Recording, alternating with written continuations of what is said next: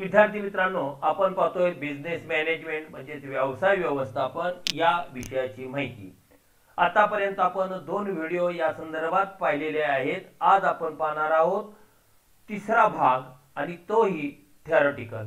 हा भाग पूर्ण झाल्यानंतर आपण या टॉपिकवरचे पूर्णतः मल्टिपल चॉईस क्वेश्चन पाहणार आहोत.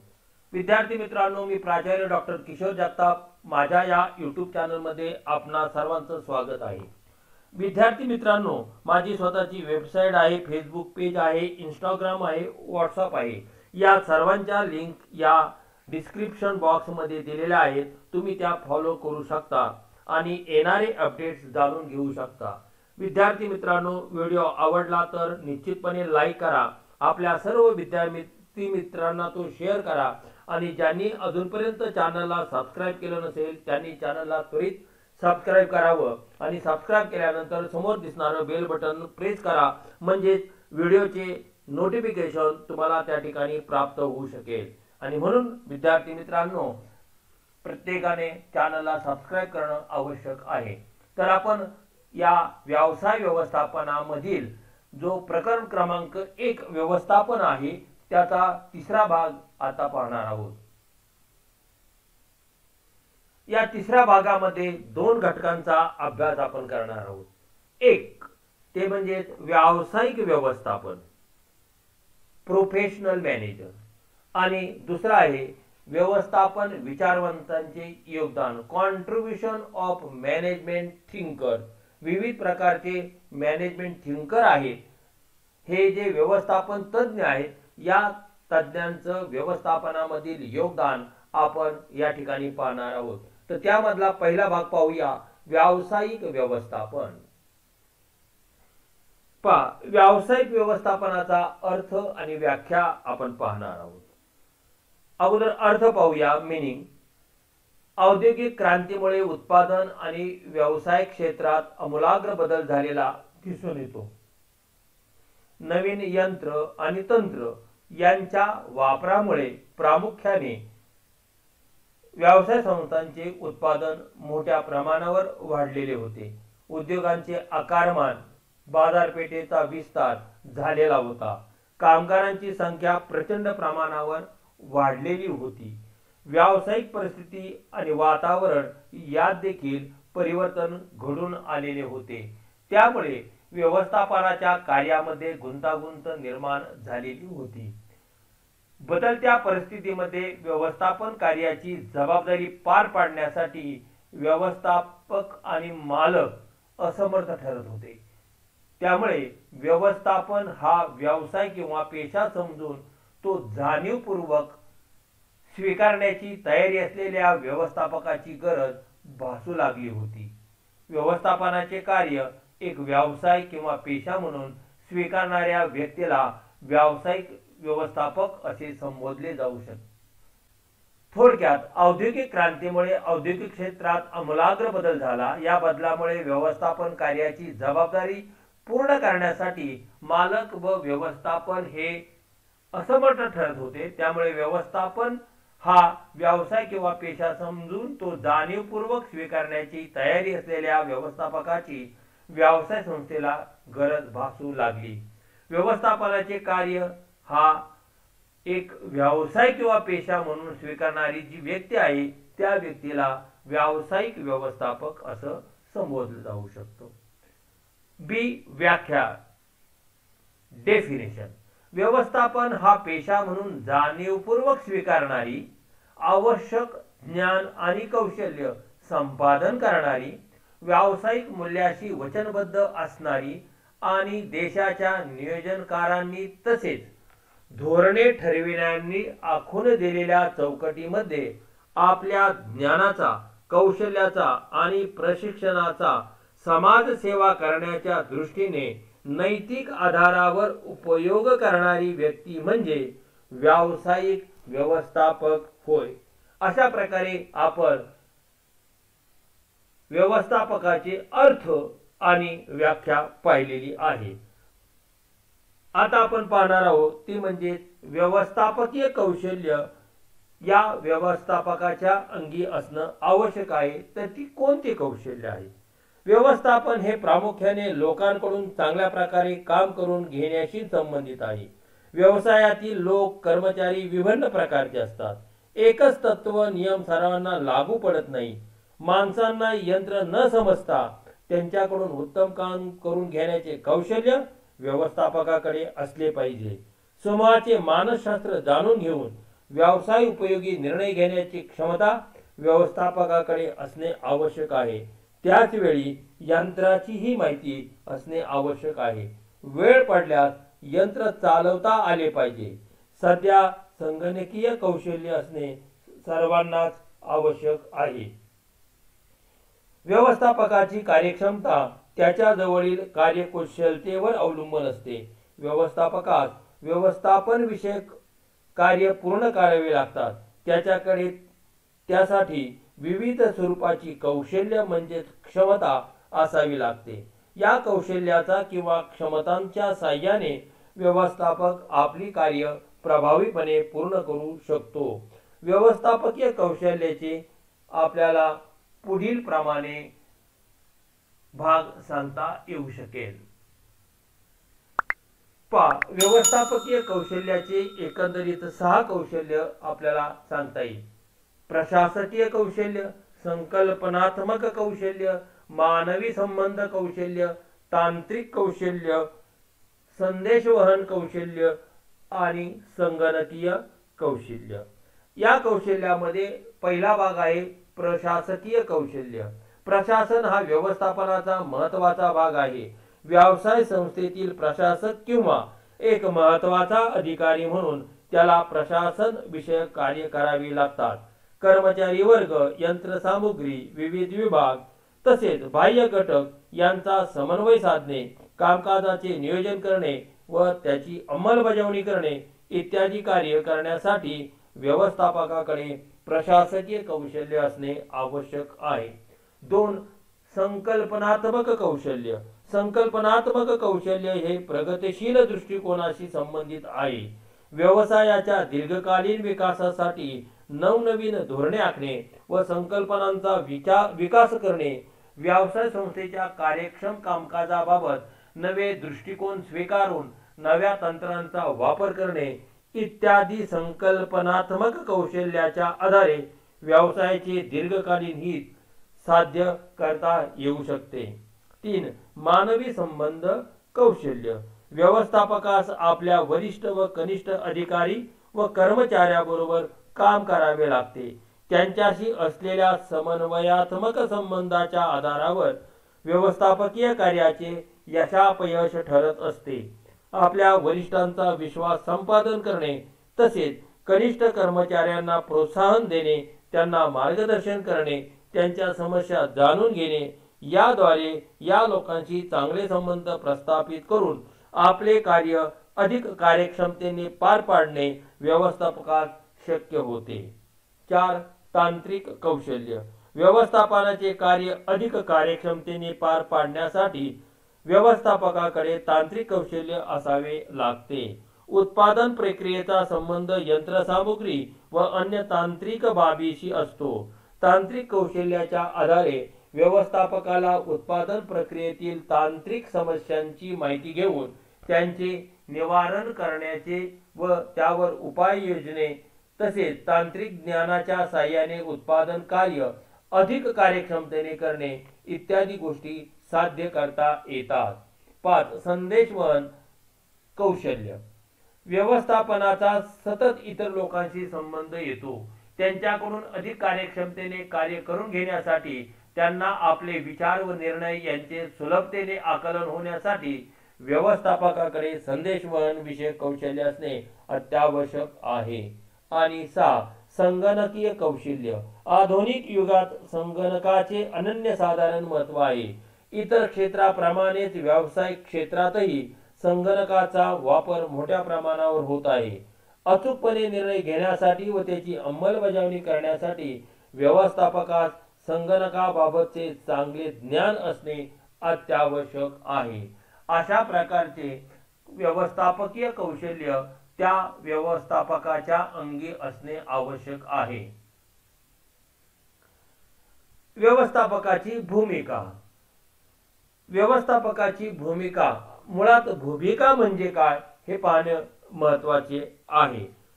भूमिका म्हणजे एखादी व्यक्ती वेगवेगळ्या परिस्थितीमध्ये करीत असलेले वर्तन होय. व्यवस्थापकाला संघटनेमध्ये वेगवेगळ्या भूमिका पूर्ण कराव्या लागतात किंवा पार पाडाव्या लागतात. व्यवस्थापकाला इतरांकडून काम करून घेण्याचे कार्य करावे लागत आहे. व्यवस्थापकाला संघटनेतील विविध प्रकारच्या व्यक्तीशी जुळून घ्यावे लागते. त्याला नियोजन, संघटन, समन्वय, निर्देशन व नियंत्रण अशा प्रकारची अनेक कार्ये करावी लागतात. व्यवस्थापकाला संघटनेमध्ये प्रामुख्याने पुढील भूमिका पार पाडाव्या लागतात. 1. नेतृत्व. नेतृत्वाची भूमिका. व्यवस्थापक आपल्या हाताखालील काम करणाऱ्या वरिष्ठ अधिकाऱ्यांचा नेता म्हणून भूमिका बजावत असतो. यात प्रामुख्याने आपल्या सहकार्यांना सूचना देणे, मार्गदर्शन करणे, त्यांना कार्य प्रवृत्त करणे अशा प्रकारची कार्य त्याला करावी लागतात. आपल्या सहकार्याकडून जास्तीत जास्त व चांगल्या प्रकारचे कार्य करून घेण्यासाठी त्याला आपल्यातील नेतृत्व गुणांचा व कौशल्यांचा प्रभावीपणे वापर करावा लागतो. 2. मुख्य अधिकारी. मुख्य अधिकाऱ्याची भूमिका. व्यवस्थापकाला आपल्या संघटनेमध्ये मुख्य अधिकाऱ्याची भूमिका बजावावी लागते. त्यात प्रामुख्याने कायदेशीर बाबींचा समावेश होतो. आपल्या संस्थेचे प्रतिनिधित्व त्याला करावे लागते व प्रसंगी आपली बाजू मांडण्याची भूमिका देखील त्याला पूर्ण करावी लागते. 3. संपर्क अधिकारी. यामध्ये व्यवस्थापकाला मध्यस्थ किंवा समन्वयक म्हणून भूमिका बजावावी लागते. संघटनेतील विविध विभाग, उदाहरणार्थ खरेदी, विक्री, उत्पादन, विक्री, वित्त, कर्मचारी इत्यादी मध्ये त्याला समन्वय साधावा लागतो. संघटनेच्या संपर्कात येणाऱ्या विविध बाह्य घटकाशी देखील त्याला संपर्क अधिकारी म्हणून भूमिका पूर्ण करावी लागते. या भूमिकेत व्यवस्थापकाने व्यावसायिक परिषदांना उपस्थिती लावणे, सभांमध्ये आपल्या संघटनेचे प्रतिनिधित्व करणे व बाह्य घटकाशी संपर्क साधण्याचे कार्य त्याला करावे लागते. 4. माहिती संकलन अधिकारी. यात प्रामुख्याने व्यवस्थापक आपल्या संघटनेतील कामकाजावर परिणाम करणाऱ्या घटकांची माहिती गोळा करीत असतो. ही माहिती संस्थेच्या अंतर्गत व बाह्य घटकापासून मिळविली जाते. अंतर्गत माहिती ही संस्थेच्या कर्मचाऱ्याकडून मिळविता येते, तर बाह्य माहिती ही विविध अहवाल, नियतकालिके, वृत्तपत्रे यातून मिळत असते. 5. माहिती देणाऱ्या अधिकाऱ्याची भूमिका.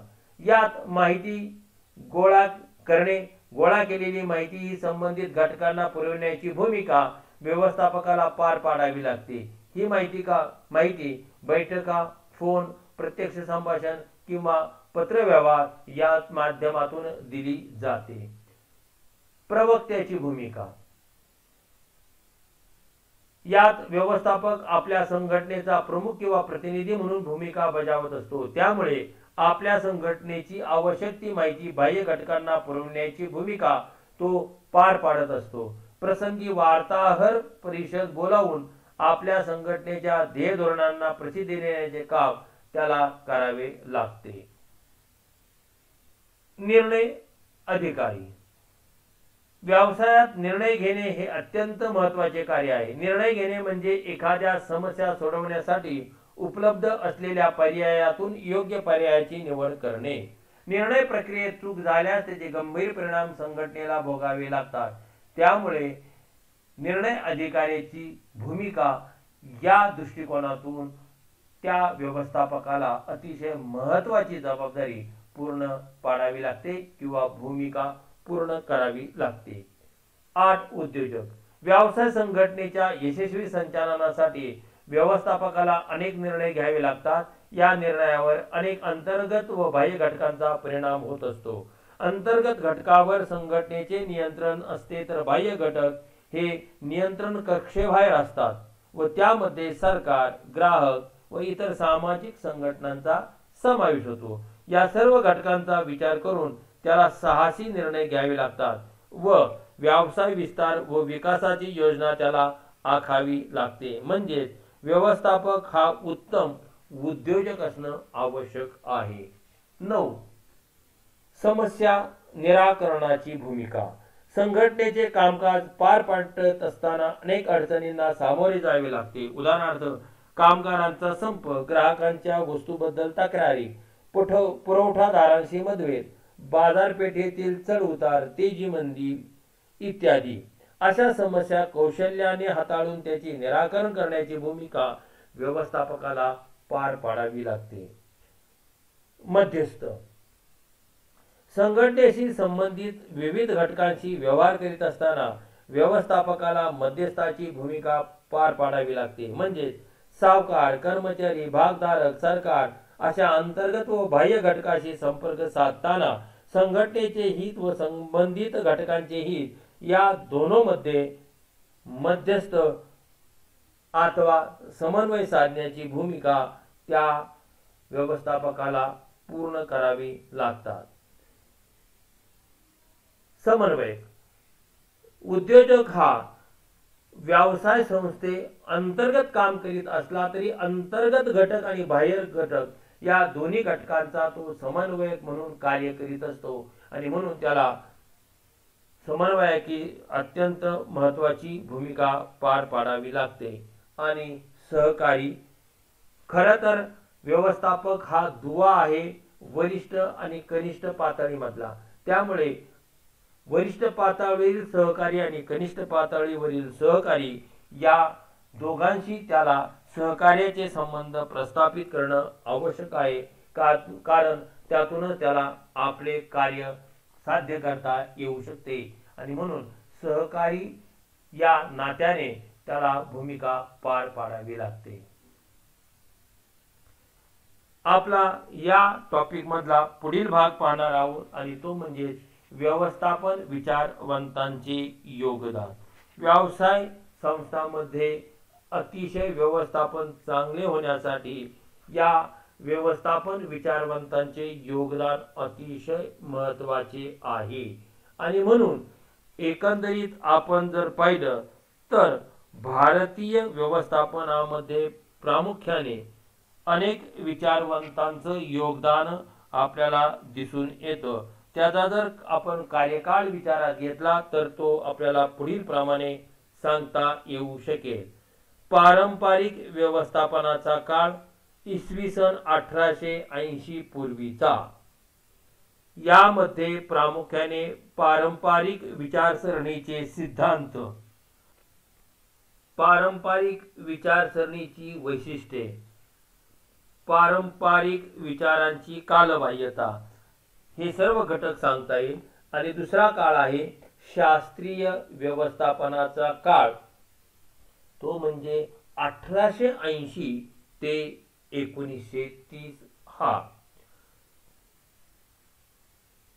व्यवस्थापन विचारवंतांचे योगदान पाहताना आपल्याला असं सांगता येईल की अनेक विचारवंत या ठिकाणी होऊन गेलेले आहेत, परंतु त्यामधले 2 विचारवंत आपण या ठिकाणी अभ्यासणार आहोत. त्यामधले पहिले विचारवंत आहेत आणि ते म्हणजेच F.W. टेलर. यांचा जो कालावधी आहे तो कालावधी 1856 ते 1915 या कालावधीमध्ये. व्यवस्थापन शास्त्राच्या विकासामध्ये अनेक विचारवंत, संशोधक आणि लेखकांनी हातभार लावलेला आहे. त्यांच्या प्रयत्नामुळेच व्यवस्थापन शास्त्राची इमारत आज भक्कम पायावर उभी आहे. एखाद्या विशाल वृक्षाचा डोलारा त्याचे सौंदर्य व भक्कमपणाचे रहस्य त्याच्या मुळामध्ये असते. ही मुळे वृक्षाचा आधार असतात, परंतु ती दिसत नाही. असाच आधार या शास्त्रांचे सिद्धांत प्रस्थापित करणाऱ्या सखोल अभ्यासू, व्यासंगी आणि सतत प्रयत्नशील असणाऱ्या विचारवंतांनी या शास्त्राला दिलेला आहे. त्यांच्या अविरत प्रयत्नामुळे या शास्त्राला आजचे वैभव प्राप्त झालेले आहेत. वास्तविकता व्यवस्थापन विचारामध्ये भर घालणाऱ्या सर्वच विचारवंतांची कामगिरी महत्त्वपूर्ण आहे, परंतु या सर्वांच्या कार्याचा आढावा घेणे शक्य नाही. यापैकी F.W. टेलर आणि हेनरी फेयल या विचारवंतांचा आणि त्याच्या कार्याचा विचार आपण करणार आहोत. त्यामध्ये एक F.W. टेलर. फ्रेडरिक टेलर यांनी शास्त्रीय व्यवस्थापनाची संकल्पना मांडली. त्यांच्या या शास्त्रीय व्यवस्थापन संकल्पनेने व्यवस्थापन शास्त्रात महत्वाची भर घातली. F.W. टेलर यांनी शास्त्रीय व्यवस्थापनाचा जनक व व्यवस्थापन शास्त्राचा आद्य प्रणेता असे यांना म्हटले जाते. शास्त्रीय व्यवस्थापन ही सर्वोत्कृष्ट पद्धतीने कार्य करण्याशी संबंधित पद्धत आहे. शास्त्रीय व्यवस्थापनाचा दर्जा प्रामुख्याने टेलर यांनी व्यवस्थापनाला दिलेला आहे. शास्त्रीय व्यवस्थापन म्हणजे काय? तर शास्त्रीय व्यवस्थापन म्हणजे कर्मचाऱ्याकडून करावयाच्या कार्याची निश्चिती करणे व ते न्यूनतम खर्चात उत्कृष्टपणे करून घेण्याची कला किंवा तंत्र म्हणजेच शास्त्रीय व्यवस्थापन होय. शास्त्रीय व्यवस्थापनाची व्याख्या टेलर यांनी केलेली आहे. त्यांच्या मते कर्मचाऱ्यांनी कोणते कार्य करावे हे अचूकपणे जाणण्याची व हे कार्य उत्कृष्टपणे व न्यूनतम खर्चात करून घेण्याची कला म्हणजे शास्त्रीय व्यवस्थापन होय. वरील व्याख्येवरून शास्त्रीय व्यवस्थापनात कर्मचाऱ्यांच्या कार्याची निश्चिती व कार्यक्षम अंमलबजावणी या दोन घटकांचा समावेश स्पष्ट होतो. फ्रेडरिक टेलरने व्यवस्थापनाला शास्त्राचा दर्जा प्राप्त करून दिला. त्यांचे जे या व्यवस्थापन शास्त्र विषयक जे काही विचार आहे ते विचार आपल्याला पुढील प्रमाणे सांगता येऊ शकेल. टेलर यांचे व्यवस्थापन शास्त्राबद्दलचे विचार किंवा थॉट ऑफ F.W. टेलर. पहिला भाग आहे तो म्हणजे कार्य करण्यापूर्वी त्यांचे नियोजन केले पाहिजे. दुसरा विचार आहे योग्य कार्यासाठी योग्य व्यक्तीची निवड करणे आवश्यक आहे. तिसरा विचार आहे प्रत्येक कार्याचा नीट शास्त्रशुद्ध पद्धतीने अभ्यास करून त्या कार्याचे विभाजन म्हणजे डिसेंट्रलायझेशन करणे आवश्यक आहे. 4. कार्य करण्याची वेळ व प्रमाण हे निश्चित करणे आवश्यक आहे म्हणजे टाइम मॅनेजमेंट हा त्यामध्ये महत्वाचा घटक आहे. 5. साधन सामुग्रीचे प्रमाणीकरण स्टँडर्डायझेशन करणे आवश्यक आहे. 6. यंत्र व साधन सामुग्रीचा वापराची योग्य पद्धत स्वीकारणे आवश्यक आहे. 7. अनावश्यक हालचालीवर प्रतिबंध घालणे आवश्यक आहे. 8. कार्याच्या आवश्यकतेनुसार श्रम विभागणी डिसेंट्रलायझेशन करणे आवश्यक आहे. आणि 9. व्यवस्थापकीय कार्यामध्ये शास्त्रीय दृष्टिकोन असणे अत्यंत गरजेचे आहे. असे हे F.W. टेलर यांनी व्यवस्थापन शास्त्रासंबंधीचे विचार मांडलेले आहेत. टेलर यांची शास्त्रीय व्यवस्थापनाची जी तत्वे आहेत प्रिन्सिपल ऑफ सायंटिफिक मॅनेजमेंट ती तत्वे आपल्याला पुढील प्रमाणे सांगता येऊ शकतील. यामध्ये पहिलं तत्व आहे ते म्हणजे मानसिक क्रांती मेंटल रिव्ह्युलेशन. दुसरं कार्य विश्लेषण जॉब ॲनालिसिस. 3. गती अभ्यास म्हणजेच मोशन स्टडी. 4. समय अभ्यास म्हणजेच time study. 5. Time and motion study ही टेलर यांनी दिलेली देणगी आहे. 5. थकव्याचा अभ्यास फॅटिग स्टडी. 6. वेतन दर निश्चिती रेट स्टडी. 7. कामगारांची निवड व प्रशिक्षण सिलेक्शन अँड ट्रेनिंग. 8. साधन व उपकरणांचे प्रमाणीकरण standardisation of tools and implement. आणि 9. कामाची परिस्थिती वर्किंग कंडिशन. ही 9 तत्व टेलर यांनी शास्त्रीय व्यवस्थापनाबाबत सांगितलेले आहेत. दुसरा भाग आपण पाहणार आहोत दुसरा विचारवंतांचा व्यवस्थापन शास्त्रांचा आणि ते म्हणजे हेनरी फ्युअर यांचा कार्यकाल आहे 1841 ते 1952. या कालखंडामध्ये व्यवस्थापन शास्त्राच्या विकासामध्ये मौलिक भर घालणाऱ्या शास्त्रामध्ये हेनरी फ्युअर यांच्या नावाचा उल्लेख केला जातो. हेनरी फ्युअर यांचा जन्म फ्रान्समधील कॉन्स्टँटिनोपल शहरात 1841 मध्ये झाला. फ्युअर यांनी सामान्य व्यवस्थापन आणि नियंत्रणाचा सखोल अभ्यास केलेला आहे. उद्योगाच्या व्यवस्थापनातील स्तररचनेचा वरिष्ठ पातळीपासून कनिष्ठ पातळीपर्यंत त्यांनी क्रमाक्रमाने विचार केलेला आहे. व्यवस्थापनाचे कार्य अतिशय तांत्रिक स्वरूपाचे असल्याचे त्यांनी सांगितलेले आहे। त्यामुळे एकंदरीत व्यवस्थापनाचे कार्य हे कसे आहे, कशा पद्धतीने करायचे आहे याविषयीचा विचार यांनी मांडलेला आहे।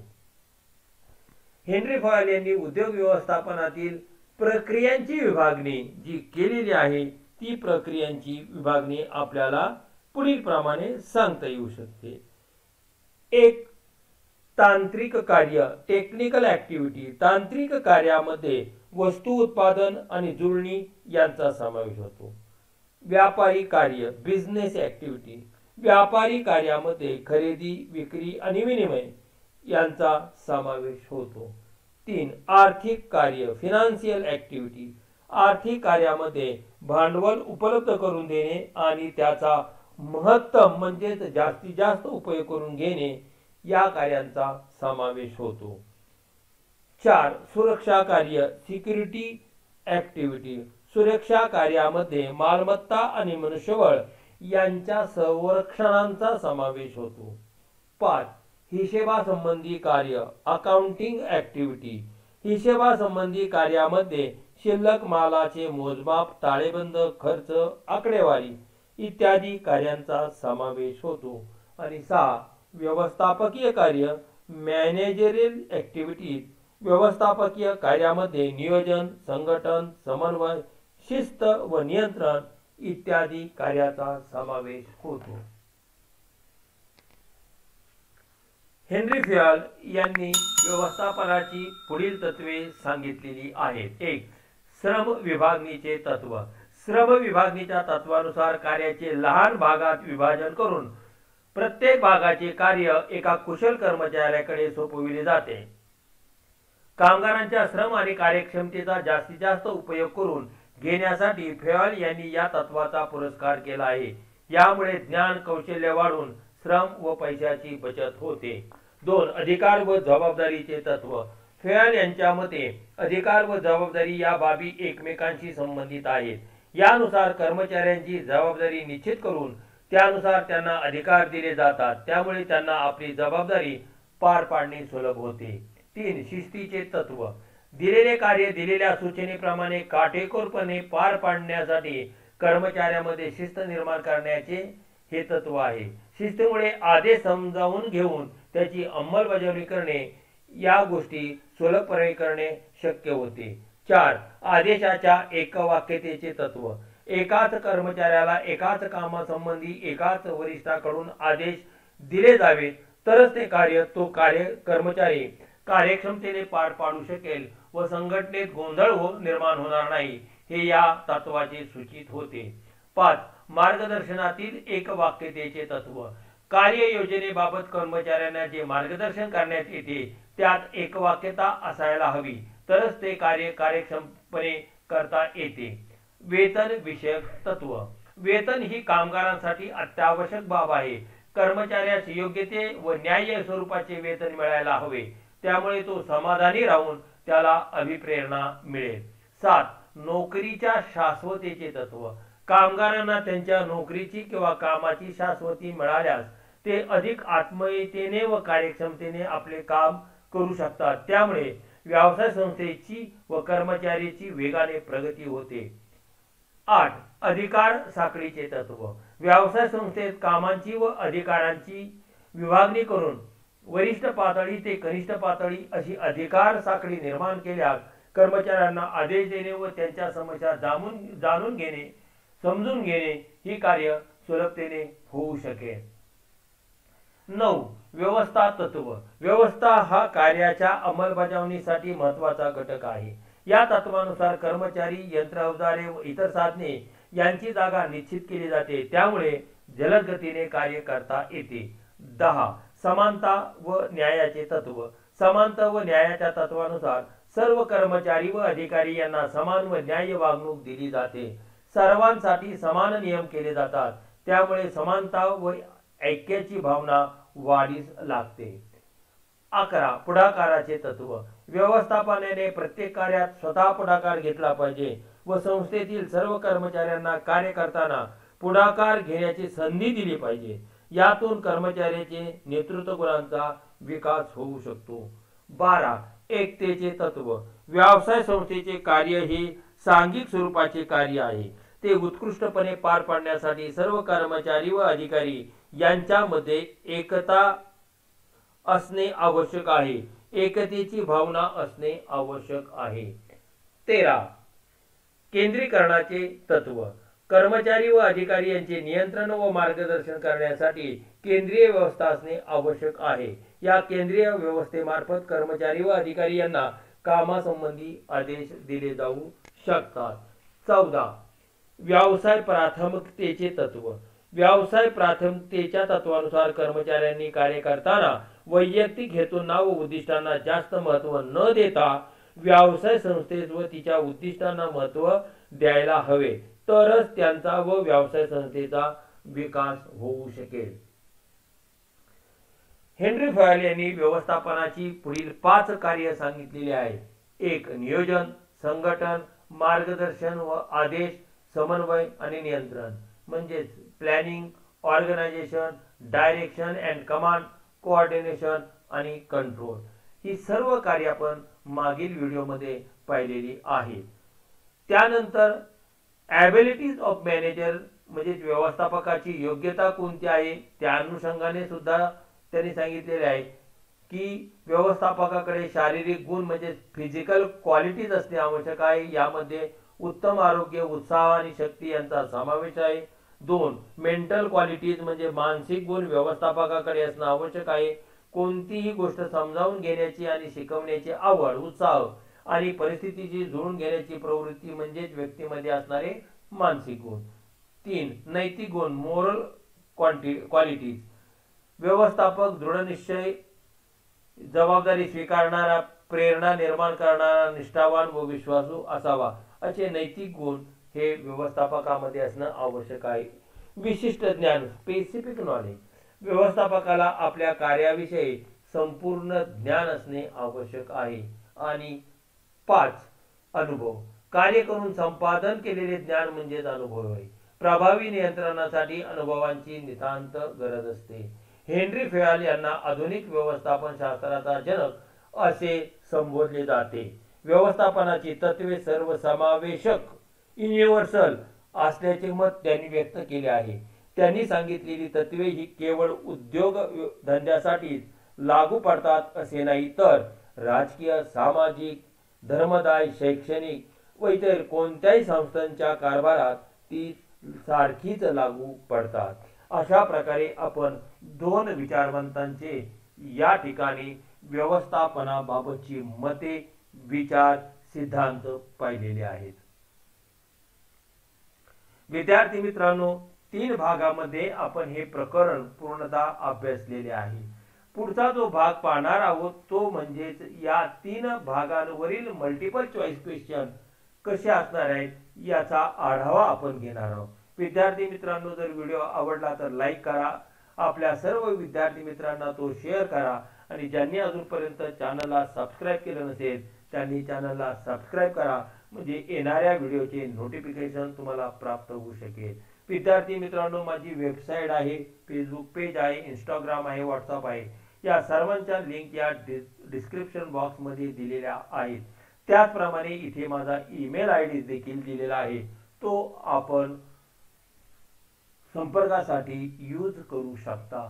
तर विद्यार्थी मित्रांनो, चला पुढील भागांमध्ये आपण पाहणार आहोत मल्टिपल चॉईस क्वेश्चन, बहुपर्यायी प्रश्न या प्रकरण 1 संबंधात. धन्यवाद.